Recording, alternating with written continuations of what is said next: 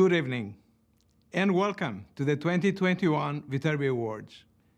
It was about a year ago today that we were prepared to host our in-person 2020 Viterbi Awards in the traditional venue of the Beverly Wilshire Hotel. Then the COVID pandemic struck. Or, as I have mentioned in jest before, in the context of quantum mechanics, the wave function collapsed. After some thought, we decided to postpone the awards for 1 year. Today, we still find ourselves constrained by what hopefully appears to be the tail end of the epidemic. Hopefully, the wave function is about to collapse yet again, so that we can rejoin our pre-COVID world, except much more enlightened and wiser.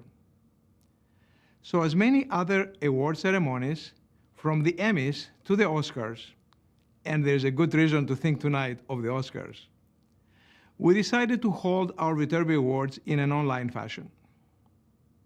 In a certain way, this is a historical event.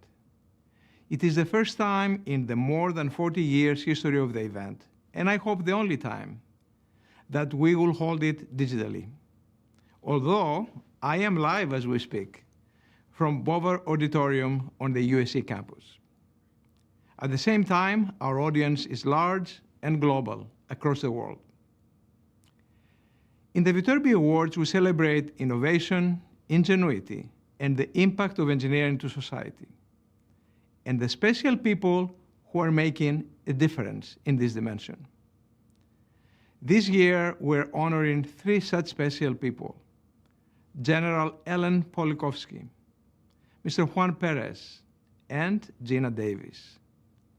Their stories are impactful and inspirational, and I'm excited and honored that they are here today. I would like to take a moment to acknowledge and thank some special guests who are here with us tonight. First, a warm welcome to USC trustees, members of our Board of Counselors, and members of other Viterbi boards. An equally hearty welcome to all of you who are here with us this evening.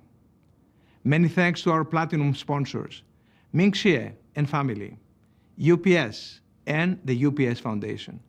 Thank you for your strong support. As we stand here today, the academic year at USC is about to end entirely in an online modality. Faculty, students, and staff adjusted remarkably well to the online mode, distant and close at the same time, all enabled through the might of technology.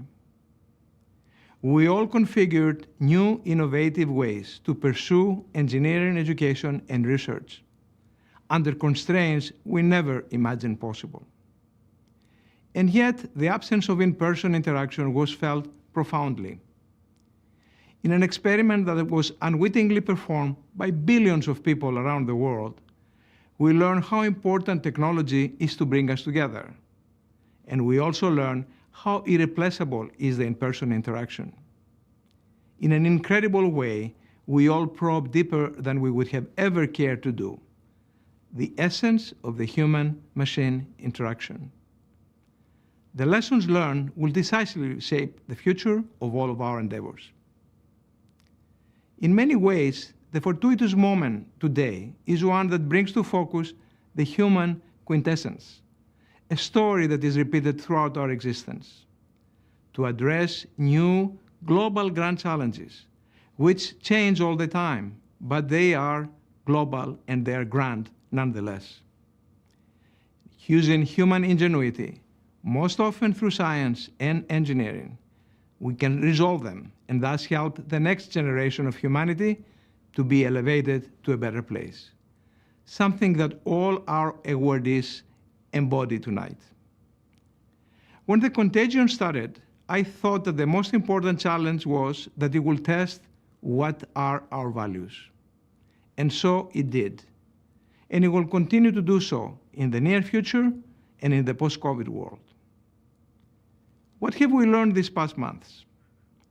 We learned how important are science and engineering to help bring an end to the contagion. Our researchers met the challenge of mitigating the impact of the coronavirus in many ways, ranging from modeling the epidemic, to contact tracing, to vaccine development, to combating online misinformation about the virus, to producing and disseminating personal protective equipment. Almost right after COVID-19 became part of our vocabulary, the National Academy of Engineering launched a call to action. This cross-generational project included engineers of all generations, from baby boomers to Gen Zers.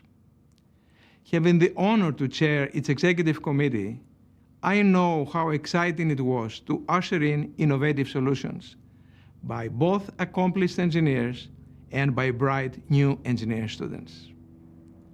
As Israeli author, intellectual, and historian Yuval Noah Harari recently wrote, "Epidemics are no longer uncontrollable forces of nature.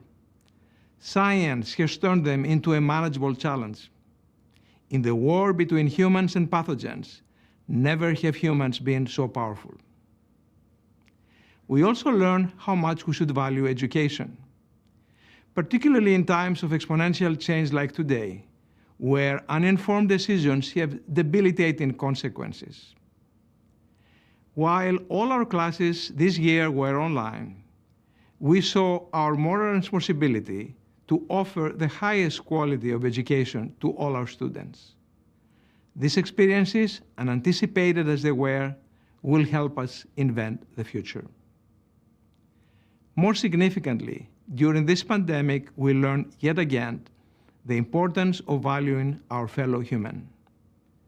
To uphold our collective humanity, to open our hearts and minds to inclusion and understanding, to work to eliminate inequities.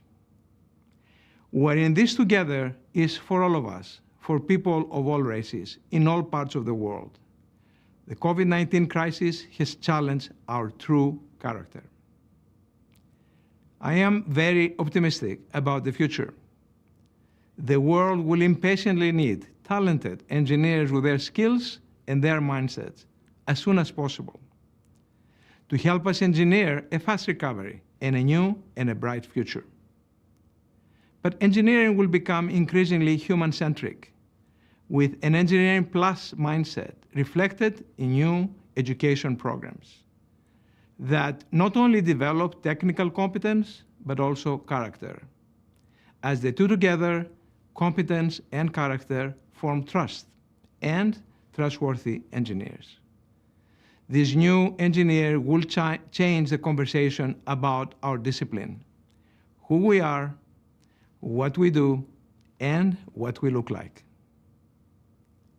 For more than a century, 115 years to be exact, USC engineering has leveraged technology for useful purposes, including combating another pandemic, that of 1918.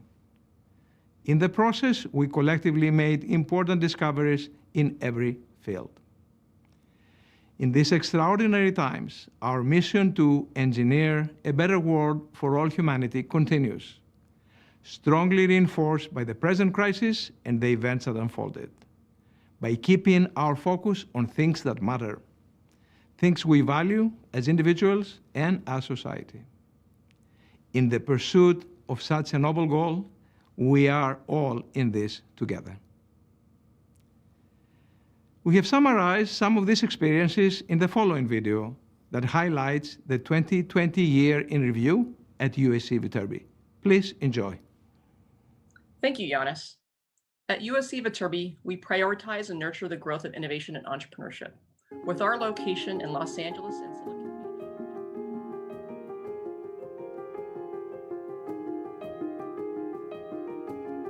Who is the engineer of tomorrow? In a world where change is exponential, where change is the only constant, we must also change the conversation about engineering, about who we are, what we do, and what we look like. Our engineers must embody agility and resilience, competence and character, the qualities that create trust.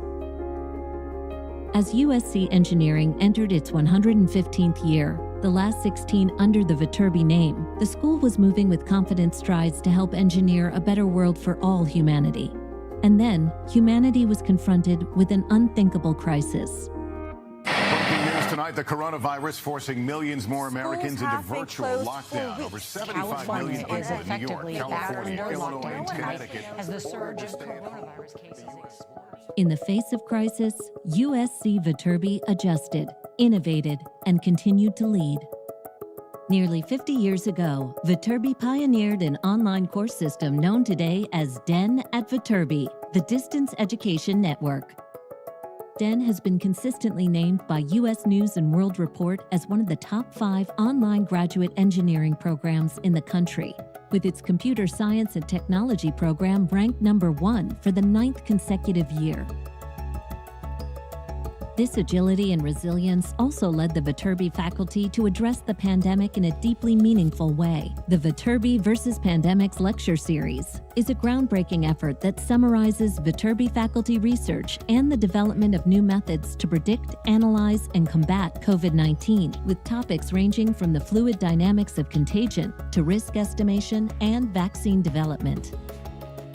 Character also means fighting the pandemic head-on. Viterbi, a co-founder of the Grand Challenges Scholars Program, co-conceived and is helping lead the NAE's COVID-19 call for engineering action. Students, faculty, and engineers across the country contribute to a virtual incubator of ideas with the goal of mitigating the contagion and its impact.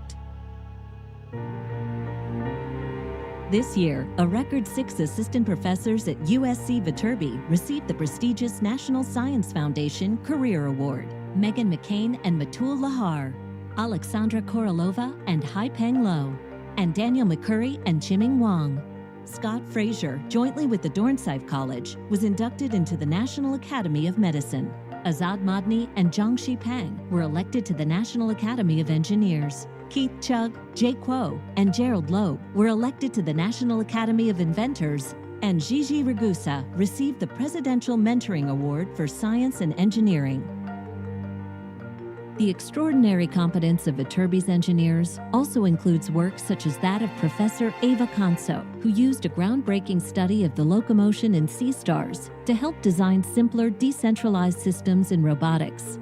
Assistant Professor Mariam Shinechi developed an interface that maps how emotional disorders are represented in the brain, promising new therapies to change the state of mental health. And Professor Krishna Nayak has led an initiative to build a revolutionary, high-performance, low-field MRI center in Michelson Hall, only the 3rd of its kind in the world. Competence also means looking toward the future. Despite the obstacles presented by COVID-19, we are looking forward to the ceremonial groundbreaking for the Ginsberg Human-Centered Computation Building, a 100,000 square foot state-of-the-art facility focused on human-centered computation.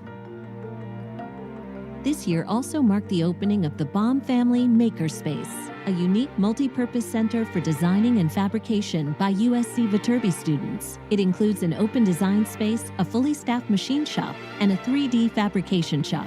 In this cauldron of innovation, students from all the school's design and competition teams can work side by side, under one roof, cultivating a mindset of growth where leadership, creativity, and collaboration across the disciplines will endure and prevail. But beyond resilience and competence, the engineer of tomorrow requires character. The Viterbi Ethos Project is dedicated to building a sense of ethical responsibility and purpose in our students, helping them understand their role in society and their place in history. The Engineering Humanities program will offer a liberal arts curriculum that is holistically integrated with Viterbi's technical schools. It will instill in our students a desire to practice engineering virtuously. The character of our engineers was tested in 2020, not only by the pandemic, but by a reckoning with some of the darkest chapters of our history. Once again, Viterbi stepped up to lead by pursuing a historic series of initiatives focused on diversity, equity, and inclusion. A 2017 ASEE award-winning National Diversity Pledge has gained the signatures of over 230 engineering deans nationwide. A podcasting series, Escape Velocity, focuses on the intersection of race, academia, and STEM, and features the poignant stories of Viterbi's Black faculty, students, and staff. And Viterbi's parity objective aims to enhance diversity in all parts of the engineering pipeline, from K through 12 to undergraduate admissions to faculty recruitment. Diversity drives innovation, and Viterbi is proud to help lead the engineering community into a bigger, bolder, and more inclusive future. When we look back on 2020, we will remember a year of great challenges, but in the post-COVID era, a new generation of engineers will lead us forward. The engineer of tomorrow is the Viterbi engineer, an engineer who builds trust through agility, resilience, competence, and character, who uses technology to eliminate distances in space and time, but most importantly, in hearts and minds. There will always be problems, but all problems are solvable if we work together to engineer a better world for all humanity.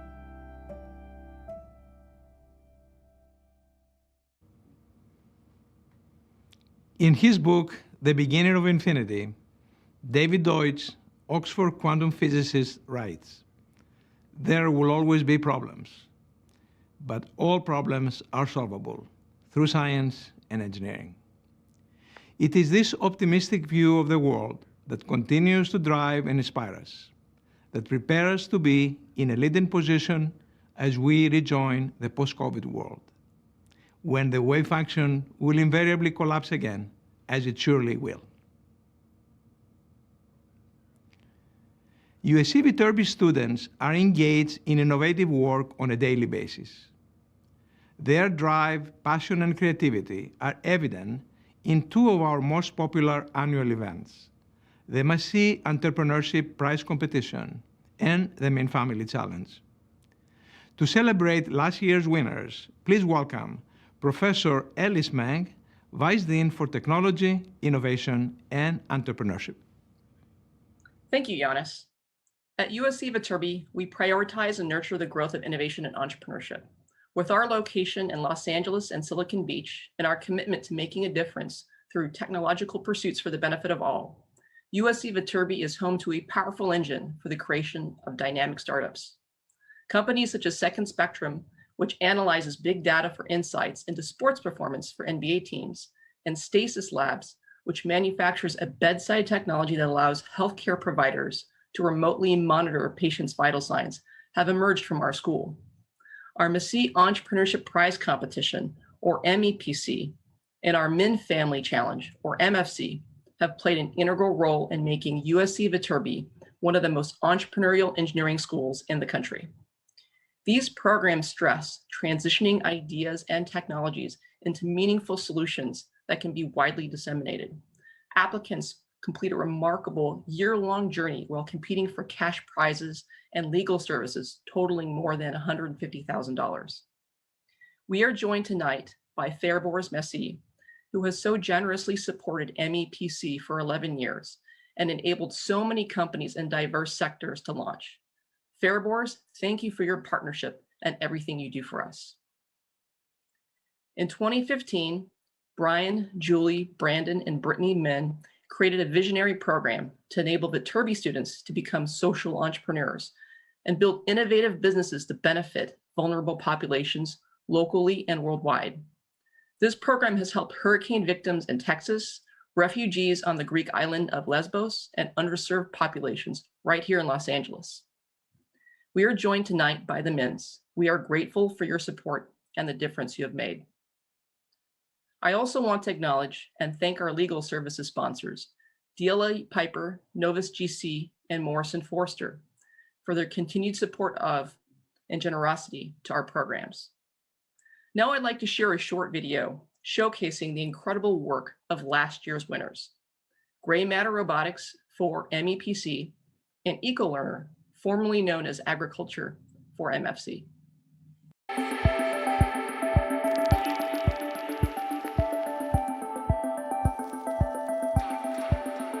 You should not be thinking about building a technology just because that technology is cool. You should be thinking about what is the true need of the market. Instead of building the hammer, identify the problem and then build a tool that can help you solve that problem. The winner this year's MEPC's Grand Prize competition is Gray Matter Robotics. We are Gray Matter Robotics. We make brains for robots. In the way robots are used today, they perform the same and repetitive motions over and over again. They do not have any inherent smartness. You have to manually program them by teaching points. Everyone needs to program the robot over and over again. It takes weeks or even sometimes months to manually program the robots. What our software does, it enables robots to program themselves. We combine robots with our software, which makes the decision-making process for the robot simpler. It enables the robots to see, think, adapt, and act on the fly to work on complex operations. So that a person can just place the part, select few buttons, and the robot will do the job for them. So in the last 1 year, Gray Matter has grown. We have now grown to a team of 13 members. We have completed our first version of the product, deployed at a customer site, and started generating monthly revenue. Before we joined MEPC, I would like to say that we were great researchers and engineers, but we were not great entrepreneurs. MEPC helped us not only to refine our business plan, but also to understand the customer discovery process, storytelling, building financial models. Trying to listen to their pain points. Most of the time, customers don't want to buy your technology, they want to buy a solution which fits their problems. So MEPC allowed us to transform our thinking. It helped us to become entrepreneurs.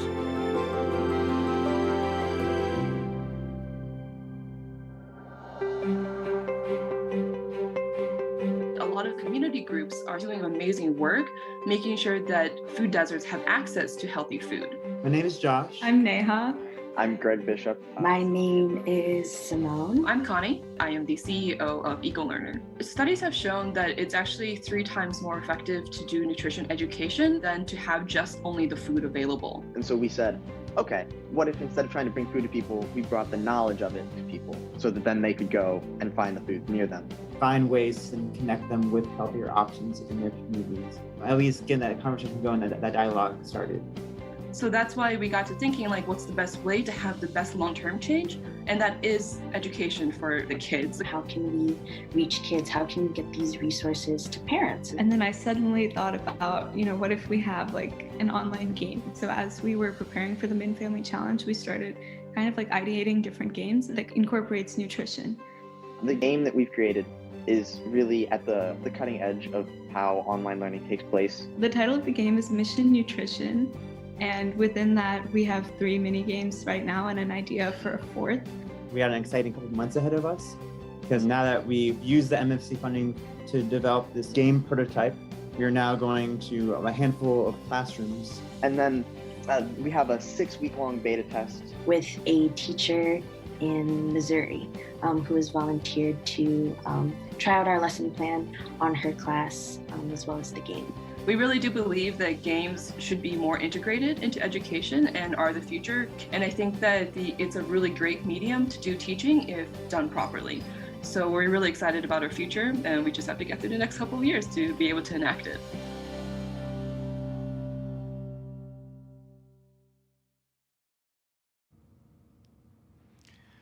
Congratulations to all the winners. It was wonderful, and thank you very much, Alice. This brings to a close the first part of tonight's event. Please enjoy a short social break. We will return for the second half of the program in 10 minutes.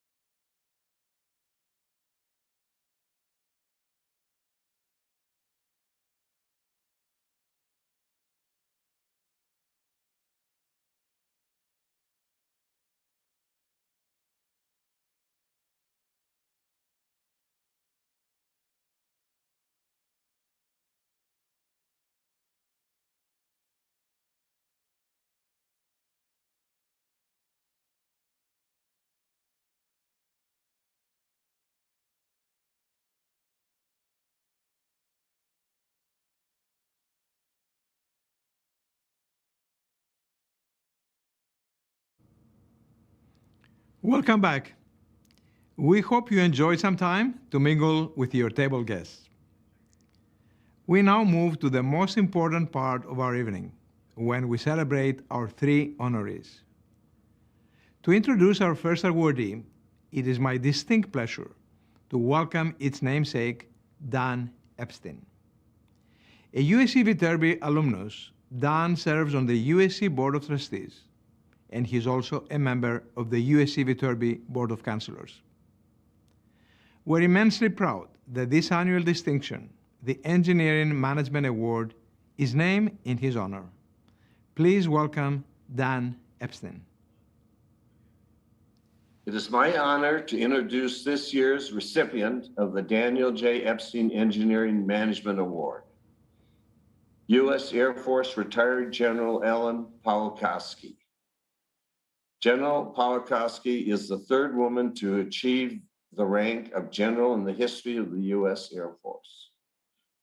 Nationally recognized for her leadership and technical management acumen, she is an honorary fellow of the American Institute of Aeronautics and Astronautics and a member of the National Academy of Engineers. A member of the USC Viterbi family, she is the school's Judge Whitney Professor. Let's take a look at her outstanding career.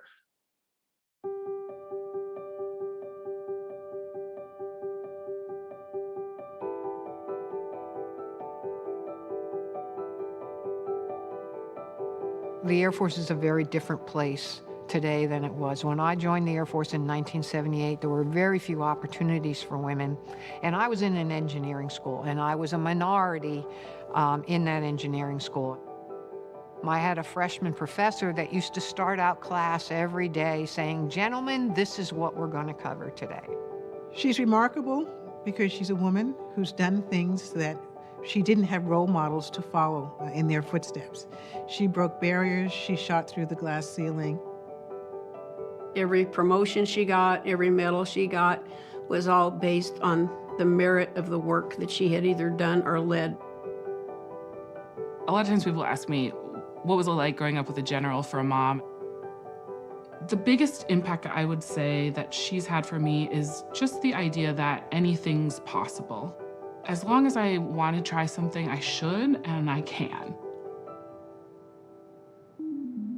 My Air Force career started out like most others, but as I progressed, I had the opportunity to lead and have an impact in a lot larger organizations. She has been the commander of major operations and has left each organization better than she found it. She was the head of Air Force Materiel Command, which meant she commanded thousands of people and billions of dollars of investment. Well, Air Force Materiel Command is responsible for just about everything that makes the Air Force work. It requires judgment, leadership, people skills, and technology savvy. Ellen did this admirably, and she's highly respected both as a leader and a visionary. The work ethic that she had, how much she cared about what she was doing, and how much effort she put into what she was doing was truly what set her apart from so many others. She never took that for granted, that she needed to put in the work if she wanted to succeed. My goal in life is to be able to make a contribution that's bigger than myself. But I think the bigger contribution that I can make is by mentoring and growing the next generation. She's a champion of all, especially for junior or younger people. She always took time to talk to women and to encourage women and to give them the feedback that they needed. Ellen learned important lessons from her parents, and the most important of those was giving back. Today, Ellen is giving back to the next generation of engineers through our educational program at USC. I hear countless stories, even now, after her retirement, of some of the great things that she's done to help others. As I talk to young women today, I try to highlight to them that you can do it. You can make those choices. Don't hold yourself back, because there really isn't anything that you can't do if you don't want to.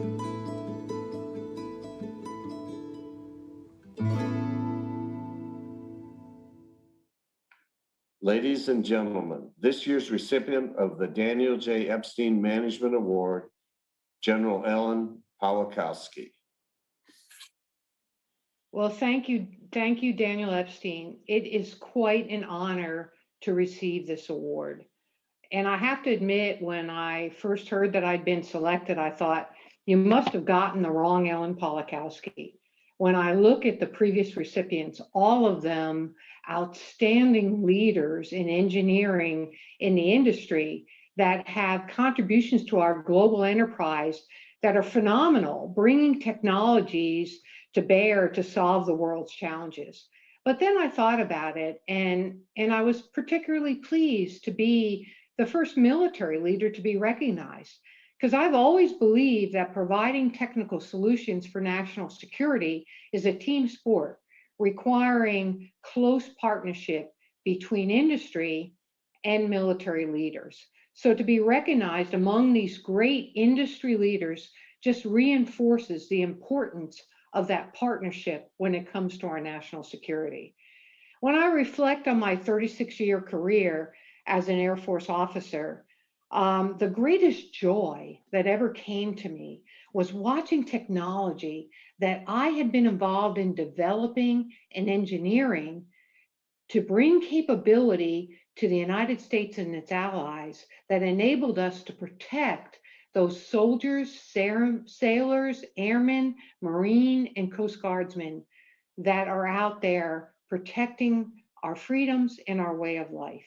And it is them, those young men and women, who put themselves in harm's way every day that are my motivation, not only as an active duty person, but even today.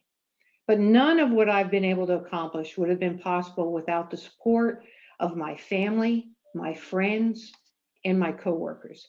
In particular, I have been blessed with an amazing family. With me tonight are my two daughters. Now they are adults who I am pleased to call my friends as well as my daughters. But they endured the life of a military child, moving every couple of years, changing schools, having to make new friends and new relationships. Jennifer and Laura, thank you for being here tonight, and thank you for everything that you have done. And then, of course, a person who has known me for my entire life, my sister Mary, who has been my cheerleader, my shoulder to cry on, and my conscience for 64 years. Thank you for being here with me tonight, Mary, and being with me for my entire life.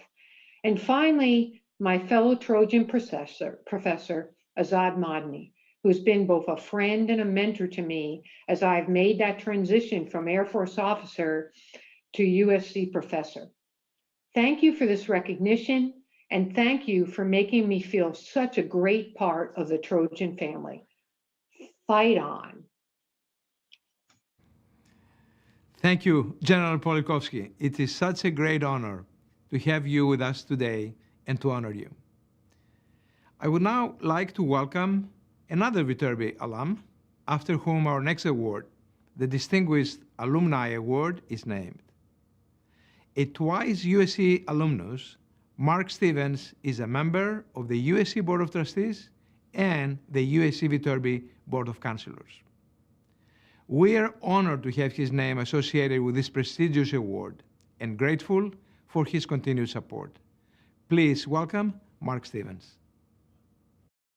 My pleasure to introduce this year's recipient of the Mark A. Stevens Distinguished Alumni Award, Juan Perez.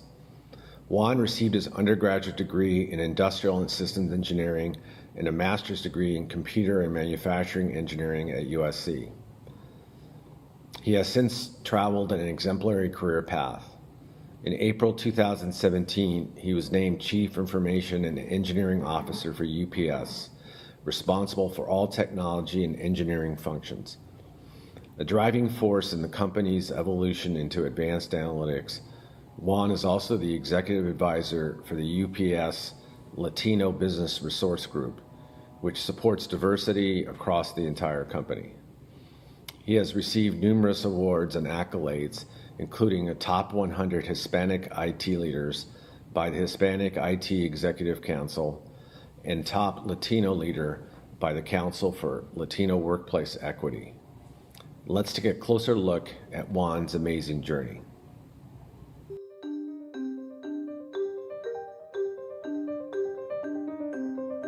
My parents are both from Cuba, and they actually ended up leaving Cuba after the revolution there. As an immigrant, when you study here in a foreign country, coping up with different cultures, Juan's life experiences actually made him a better person.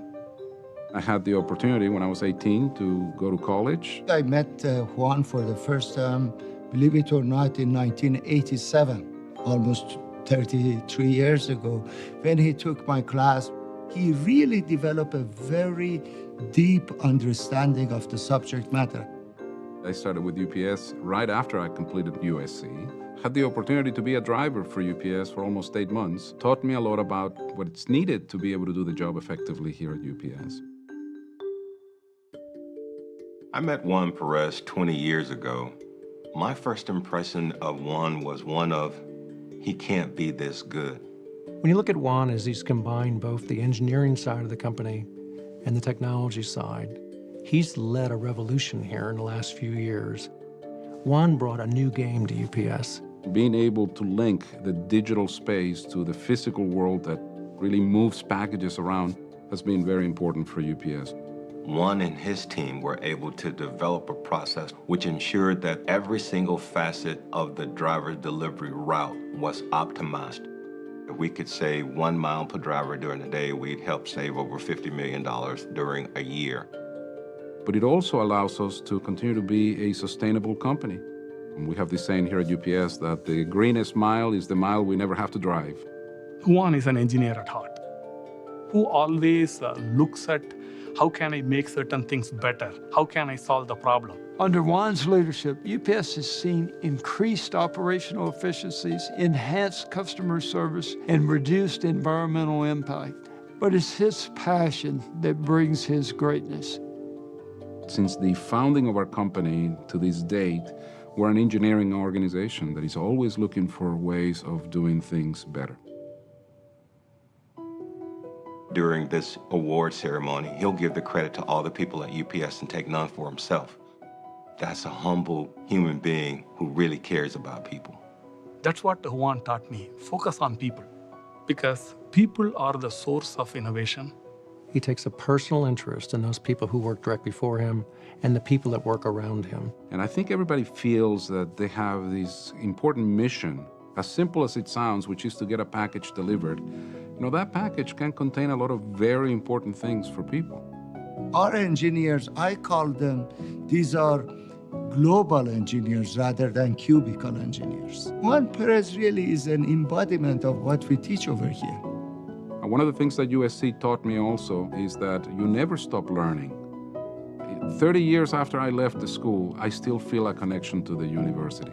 I can't ask for a better experience than the one that I had at USC.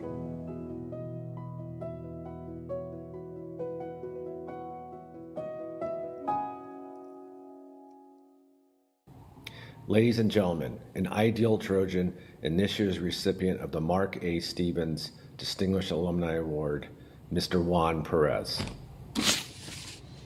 Well, thank you so much. What an honor it is for me to be with all of you this evening and to receive this prestigious award. I really want to congratulate my other fellow award recipients. I am just so proud to be included in tonight's celebration with all of you. And thank you to the Viterbi School of Engineering for your consideration and for your support. Let me tell you what, there's so many great USC alumni that deserve this award. I certainly see it as me representing all of them, great alumni that are making incredible contributions in engineering across so many industries, so many facets of life. Congratulations to all of our alumni for all the great work they do. Participating in such a great event gives me the opportunity to reflect on what helped me get here, such as the people who helped me along the way. You saw some of them in the video, the education I received, the people who influenced my career, the amazing support that I have received from my family, and the great organization that I work for. And I actually reflected a lot yesterday. I first reflected on USC. See, my engagement with USC goes back over 30 years. I had the opportunity to study under outstanding professors. I remember their names as if I just had attended their classes yesterday. Dr. Nadler, Dr. Fleischer, Dr. Koshnevis, Dr. Settles, among many other great professors. Their professionalism and their expertise had definitely a lasting, very lasting influence in me. They taught me how to approach problems, how to use data and analytics to derive insights, the techniques of sound engineering, and how to use technology to solve complex problems. They also taught me how to find those right problems to solve. They also gave me an opportunity to be their teaching assistant, and at some point, they also allowed me to be a lecturer for USC, which I did for 7 years. Influencing the minds of future engineers has been an unforgettable experience and truly a privilege that I will always take extremely seriously. One professor in particular, Dr. Najmuddin Meshkati, who is with us tonight, holds a really special place in my heart. A caring and dedicated professor who taught me not only the importance of taking into account the human factor in any job design, in any work design, but he also taught me the importance of attention to details and seeing beyond the obvious. Thank you for helping me be better at what I do. From designing technology solutions to improving our methods and efficiency at UPS, the lessons I learned in those years at USC have helped me do my job in many different ways. Working with USC at UPS, we introduced our first senior design project sponsorship program in the company. We have hired several USC graduates. We worked on the establishment of our operations research practice at UPS that has brought incredible benefits to the company over many years. And after more than 30 years, I'm proud to still maintain a great relationship with USC. I now serve as a member of the Industrial and Systems Engineering Department's advisory board, and I'm just so excited about the future of the department. Dr. Disuki and his team have created a great plan to continue to transform the department and help the industrial engineering program continue to grow. ISC has a very bright future ahead. Now, I also reflected on my company, UPS.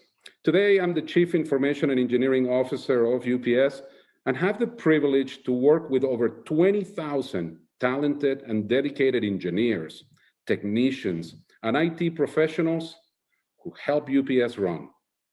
Their success ultimately has helped me much in my own success, and I'm just so grateful for that, grateful for all they do every day.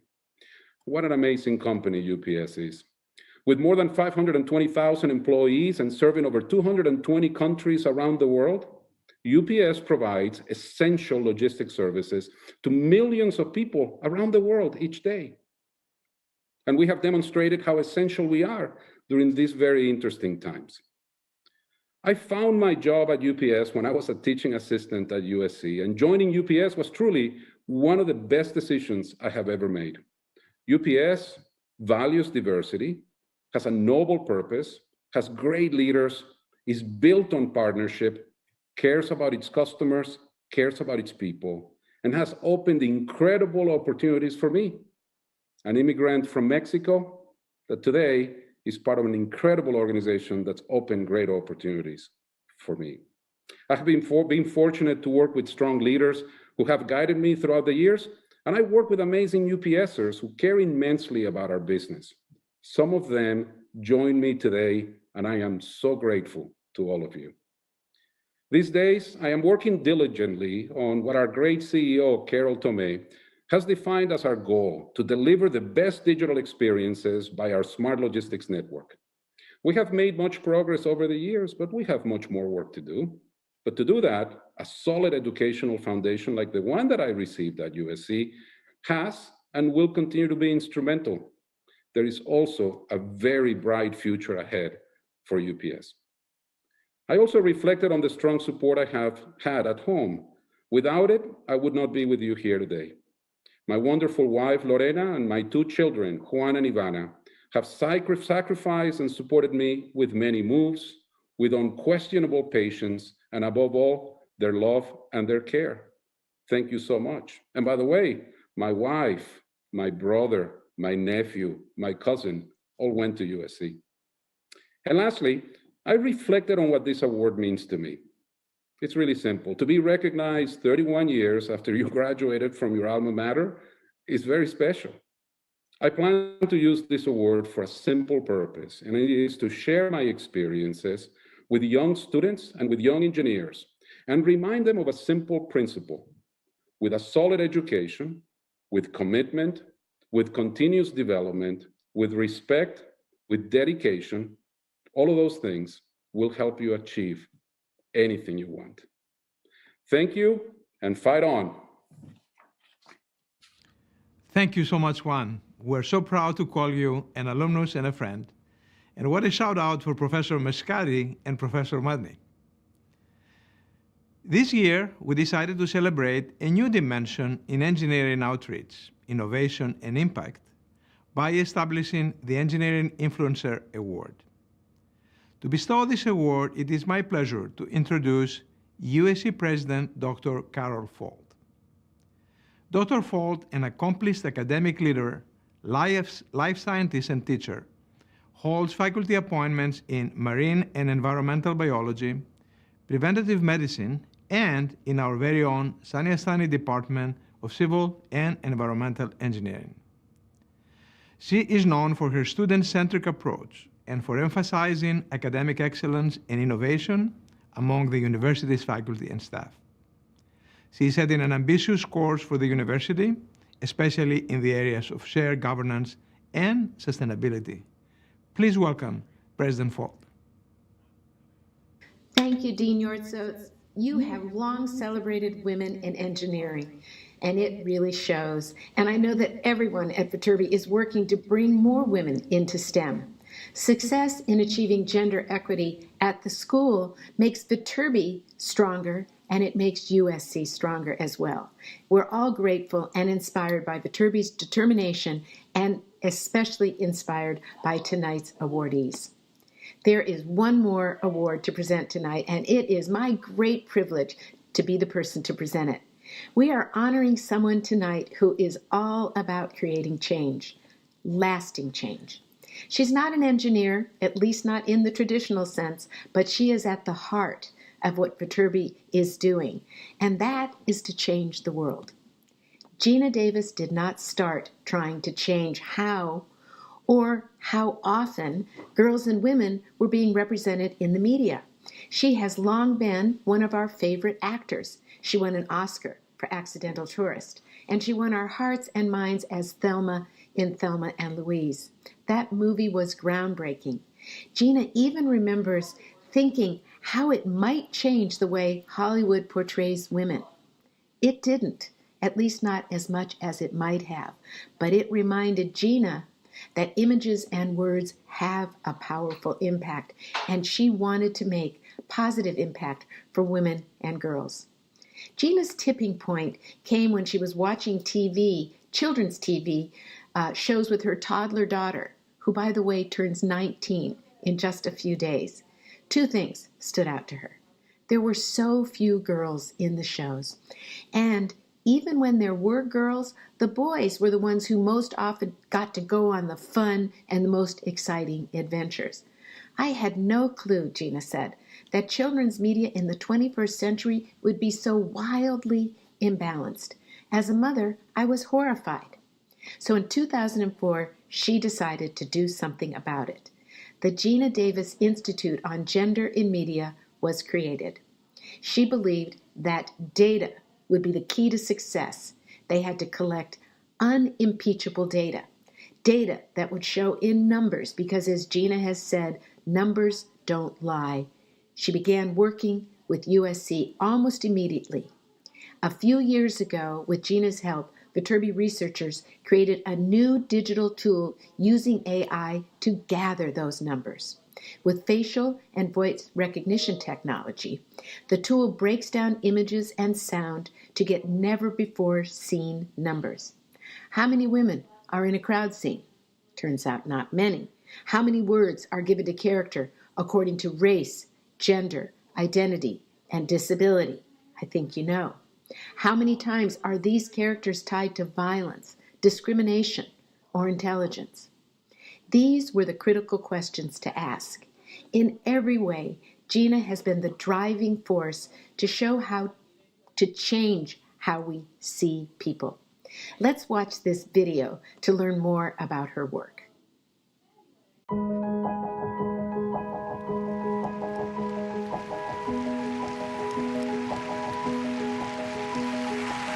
the Oscar goes to Gina Davis, the accidental tourist. Gina has had a lot of different iconic roles, and through those roles, it's made her realize how important it is for women and girls to be inspired. Thelma and Louise and A League of Their Own changed how she would approach the kind of roles that she would take. She would want to know, how do the women in the audience feel? How am I making them feel based on this portrayal? When my daughter was a toddler, I decided to start showing her kids' entertainments. And from the very first thing we saw, I noticed there were far more male characters than female characters in things that were made for the littlest kid. From a young age, we all are influenced by the things that we see. And oftentimes, if you don't see yourself in the image, you may feel that you're not important or not valued. I found that nobody else was noticing what I thought was so glaringly obvious. And I started talking to creators. In many ways, I think she was ahead of her time. So I think nowadays when we talk about inclusion, I think now it's a mainstream topic. And when she started, she was one of the few, I think, in the beginning. Google has been incredibly supportive of us from the beginning. And then they had the idea that technology should be able to help do the research. Could we come up with a tool? Colleagues at Google thought that the work we do in our lab on understanding humans be brought together with the kind of interest and work that Gina was doing in understanding representations of media together. From a technology perspective, there's a lot of interesting questions that are not answered. Can you understand storytelling using machine intelligence? We looked at everybody in the world that's working on this, and Shri and the SAIL team at USC Viterbi is the best. One of the things that we've been doing over the last several years to analyze movies and television shows using cutting-edge machine learning and artificial intelligence, audio processing to know who's talking for how long, computer vision algorithms to see who's been seen and how are they portrayed and who are they interacting, what's the nature of the dialogue, allowed us to put data to these kinds of observations. And when you walk into a room with very accomplished executives and you present quantitative data, A, you can't dispute it, but B, it doesn't put anybody on the spot. It doesn't make anyone feel uncomfortable because it's just stating the facts. Gina's been a champion for diversity and inclusion in the media, not just talking about it, but actually taking very concrete steps. What I noticed right away with Gina is that the amount of time she puts into this and the passion. Well, my personal philosophy for how we change the conversation is to show more female engineers on screen, because if they can see women and girls involved in these fields, they realize, oh, wow, women can do that, I can do it too. USC Engineering has a long-standing history in connecting engineering with societally relevant needs, in doing engineering for good. In only 15 years, we were able to achieve gender parity in children's TV, which we announced last September, and we finally achieved gender parity in children's film for the first time in history. When you see other possibilities of what you can be, it's priceless. Our motto is, if they can see it, they can be it, and we have to show it so girls know that they can be it.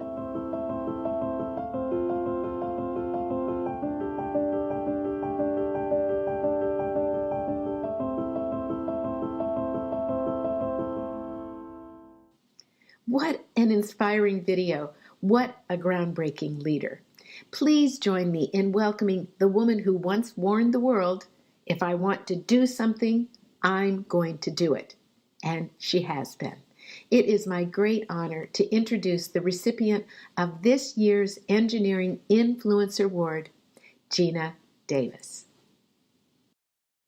Thank you so much. Thank you, Dean Yanis Yortsos and our partner, Dr. Sri Narayanan. We've been working with Sri and his team since 2013, and out of our partnership, we've created our greatest research tools, the GDIQ, can't quite remember what the GD stands for, and spell check for bias. Who would have known going back all these years how this partnership would catapult our research into another dimension, and is now used by major entertainment and media companies around the world. I'm so grateful for this partnership and so excited for the future and all that we will come up with together. Thank you so much for this wonderful honor. I'm very grateful. Thank you so much, Gina, for those inspiring words. I never thought I would give you an Oscar, but hey, here I am giving you the Viterbi Award. You and your institute are doing such important and inspirational work that changes the world for the better, that truly help engineer a better world for all humanity.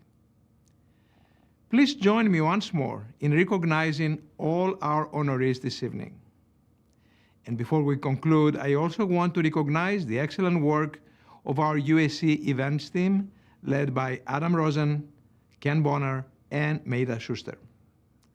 Thank you all for being a part of a wonderful evening, and I look forward to seeing you all in person not too long into the future. In fact, our in-person next Viterbi Awards will be on April 13, 2022, so please mark your calendars today.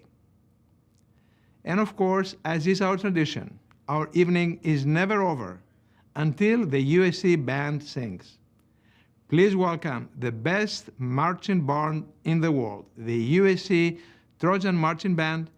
Thank you for joining us, and fight on.